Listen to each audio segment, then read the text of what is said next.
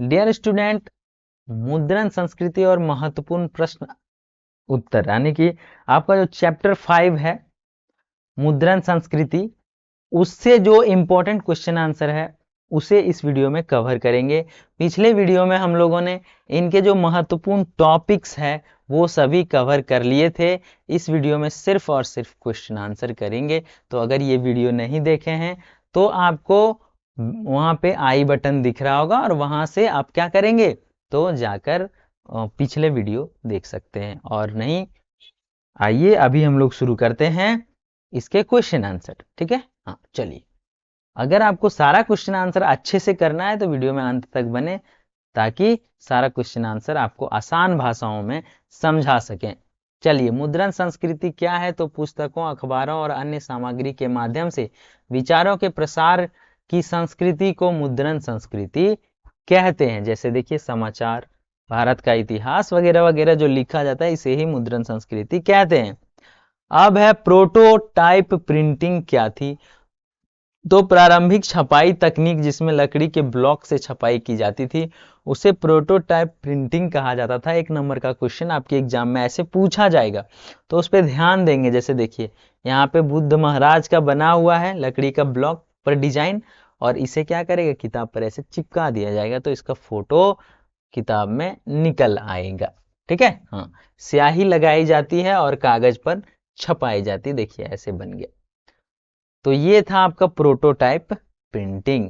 आगे है, चीन में मुद्रण की शुरुआत कैसे हुई? तो चीन में लकड़ी के ब्लॉक, वुड ब्लॉक से कागज पर छपाई शुरू हो गया। ये सारी चीजें थी।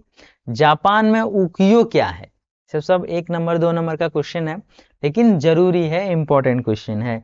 तो जापान में उकियो क्या है? तो उकियो जापान की चित्रकला शैली थी जिसमें दैनिक जीवन और प्राकृतिक के चित्र बनाए जाते थे। जैसे देखिए, ये है प्राकृतिक और ये है दैनिक जीवन, ये सारी चीजें मिलाकर जो फोटो बनता था उसे ही कहते थे उकियो।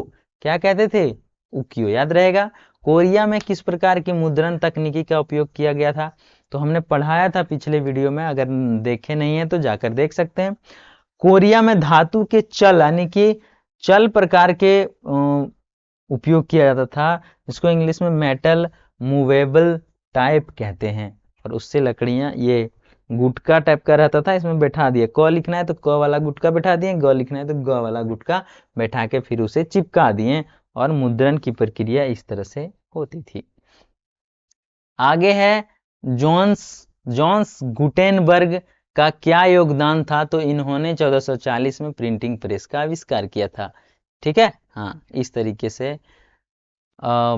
7वां क्वेश्चन है, प्रिंटिंग प्रेस का आविष्कार कब हुआ? 1740, याद रहेगा।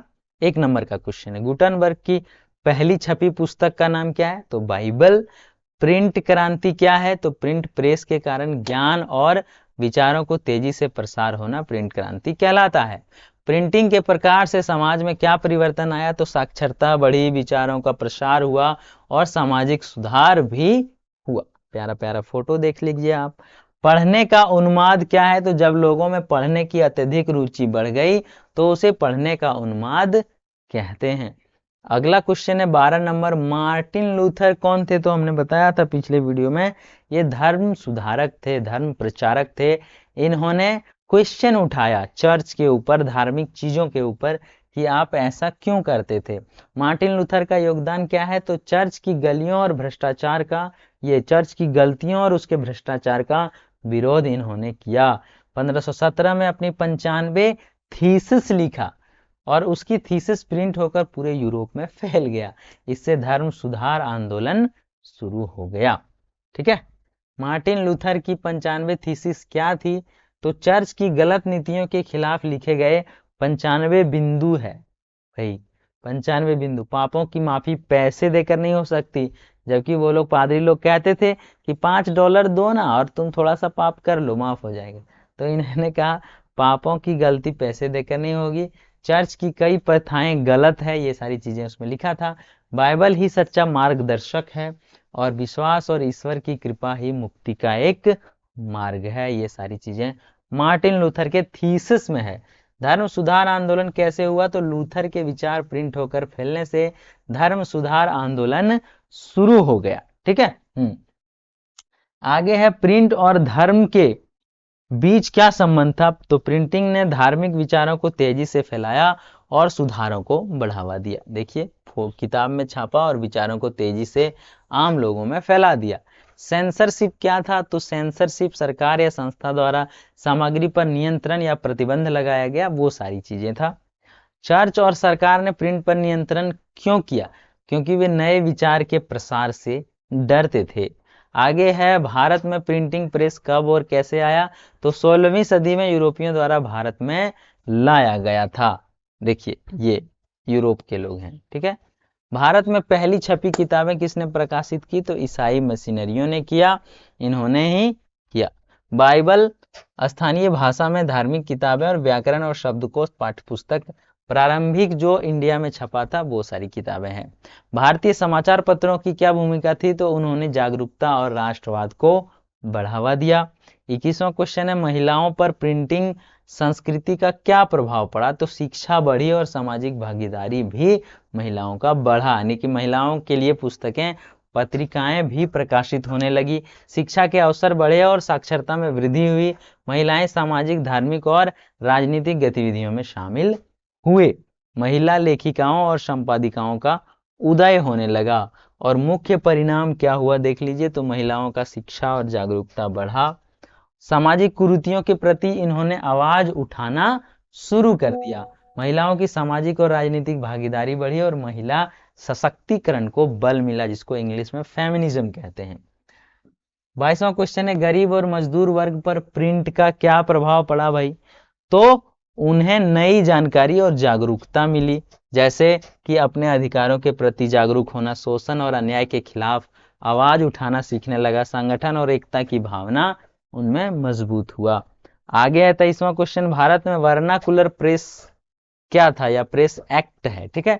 तो स्थानीय भाषाओं में प्रकाशित समाचार पत्र पत्रिकाएं वर्नाकुलर प्रेस है। वर्नाकुलर प्रेस की विशेषताएं यह है कि स्थानीय और जन भाषाओं पर प्रकाशन होना, जनता की समस्याओं को स्वर देना, सामाजिक सुधार और जागरूकता फैलाना और राष्ट्रवाद और एकता की भावना को बढ़ावा देना, यही है वर्नाकुलर प्रेस। अब है प्रमुख वर्नाकुलर पत्र, अमूल बाजार पत्रिका, केसरी, भारत मित्र, हितवादी, ज्ञान प्रकाश और उर्दू ए मुल्ला आदि है। ठीक है। 24वां क्वेश्चन है प्रिंट और राष्ट्रवाद के बीच क्या संबंध है? तो प्रिंट ने राष्ट्रीय चेतना और एकता को बढ़ावा दिया था।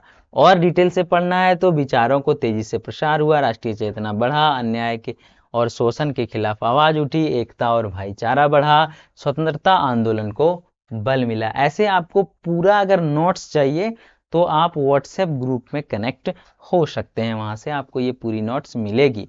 औपनिवेशिक सरकार ने प्रिंट पर नियंत्रण क्यों लगाया? ताकि विद्रोह और विरोध को रोका जा सके, क्योंकि ये प्रिंट जाता है तो लोगों में खलबली मच जाती, उत्साह आ जाता है और विद्रोह कर सकते हैं लोग। 26वां क्वेश्चन है वर्नाकुलर प्रेस एक्ट क्या था? वर्नाकुलर प्रेस एक्ट 1878 का एक कानून है जिसमें भारतीय प्रेस को नियंत्रित किया गया, क्योंकि इसमें अब बहुत सारा क्रांतिकारी चीजें छपने लगा था, तो अंग्रेजों को डर था कि ये लोग हमें भगा न दे, इसलिए प्रेस को ही प्रतिबंधित करना शुरू कर दिया। वर्नाकुलर प्रेस एक्ट में क्या था? तो भारतीय भाषाओं के समाचार पत्रों और पत्रिकाओं पर नियंत्रण किया गया, सरकार के बिना मुकदमे के प्रेस जब्त करने का अधिकार मिला, आलोचनात्मक लेखों, विचारों और समाचारों पर रोक लगाई गई, अंग्रेजी भाषा के प्रेस को इससे छूट थी, यानी कि ये वर्नाकुलर प्रेस एक्ट अंग्रेजी भाषा के पत्रकारों पर नहीं लगता था या उसके प्रेस पर नहीं लगता था। इस कानून का उद्देश्य क्या था? भारतीय भाषाओं में छपने वाले विचारों पर रोक लगाना, सरकार की आलोचना को दबाना, प्रेस की स्वतंत्रता को सीमित करना और औपनिवेशिक शासन व्यवस्था को मजबूत करना। 27वां क्वेश्चन है प्रिंट संस्कृति ने शिक्षा के क्षेत्र में क्या योगदान दिया? तो पुस्तकों के माध्यम से शिक्षा और सस्ती और सुलभ हो गई, जैसे किताबें ज्यादा होने लगा तो सस्ती हो गई। आगे है प्रिंट ने सामाजिक सुधारों को कैसे बढ़ावा दिया? तो विचारों और सुधार आंदोलन का प्रसार करके बढ़ावा दिया। 29वां है हस्तलिखित पांडुलिपियां और मुद्रित पुस्तकों में क्या अंतर है? तो हाथ से जो लिखा गया उसे हस्तलिखित पांडुलिपियां कहते हैं, जबकि पुस्तकें मशीनों से छपता था। ठीक है। 30वां क्वेश्चन और लास्ट क्वेश्चन है, आधुनिक विश्व के विकास में प्रिंट का क्या महत्व है? तो प्रिंट ने ज्ञान, शिक्षा और लोकतंत्र के विकास में महत्वपूर्ण भूमिका आज के युग में निभाया है। जैसे आधुनिक विश्व का विकास में प्रिंट का महत्व क्या क्या है, देखिए, ज्ञान का प्रसार करना, शिक्षा विस्तार करना, लोकतंत्र को मजबूती देना, राष्ट्रवाद और एकता को बढ़ावा देना, और वैश्विक संपर्क यानी कि ग्लोबल नेटवर्क बनाता है। यही सारी चीजें हैं। तो प्रिंट ने विचारों को शक्ति दी, शक्ति ने समाज को बदला, और बदलते समाज ने आधुनिक विश्व का निर्माण किया। ये सारी चीजें था प्रिंटिंग या फिर मुद्रण संस्कृति के चैप्टर नंबर 5 से। ये सारे क्वेश्चन आंसर था। मिलेंगे ऐसे ही नए वीडियो में। तब तक अगर आप चैनल में नए हैं तो सब्सक्राइब करें, अपने दोस्तों में भी ये वीडियो शेयर करें ताकि उनकी भी तैयारी अच्छी हो सके। तब तक के लिए टेक केयर, बाय बाय।